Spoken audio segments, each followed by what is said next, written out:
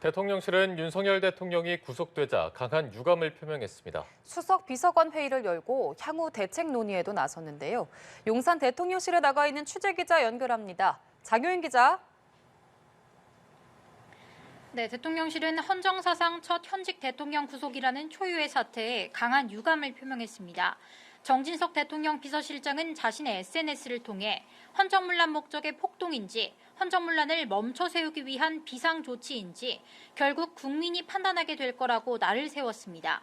대통령실 고위 관계자도 다른 야권 정치인들과의 형평성에도 맞지 않는 결과라면서 사법부의 공정성에 대한 국민적 신뢰를 떨어뜨리게 되지 않을까 우려된다고 밝혔습니다.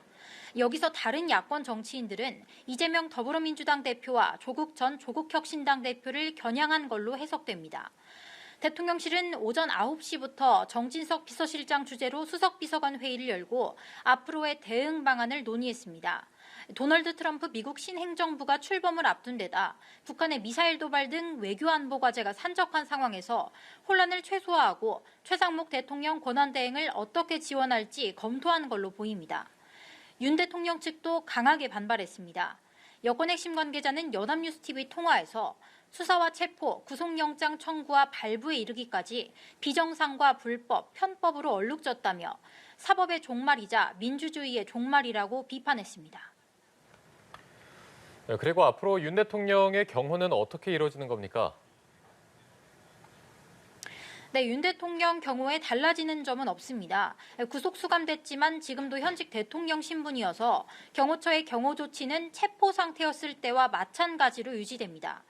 윤 대통령은 체포 기간을 포함해 최대 20일간 구속되는데 현직 대통령이 구속된 경우 어느 수준까지 경호가 제공돼야 할지 정해진 규정은 없습니다. 현재 경호처는 법무당국과 긴밀히 협의하면서 경호 조치에 돌입한 걸로 알려졌습니다. 앞서 윤 대통령 체포 때는 경호처가 외부 경호를 맡고 내부 경호는 구치소 소속 교도관들이 담당했는데요. 이번에도 크게 다르지 않은 선에서 경호 조치가 이뤄질 전망입니다. 다만 탄핵 찬반 집회가 과열된 만큼 우발적인 상황이 발생할 우려가 크기 때문에 법무당국과의 협의 채널을 유지하는 한편 더 강화된 경호 조치를 경호처는 할 걸로 전해졌습니다.